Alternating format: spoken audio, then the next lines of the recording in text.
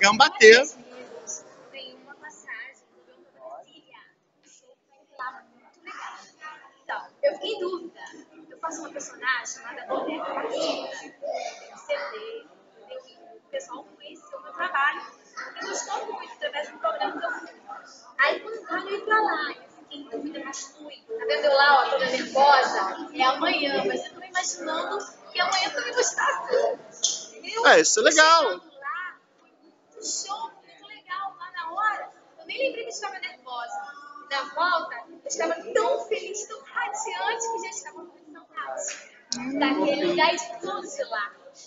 Tchau. Tchau. Muito bom, muito bom.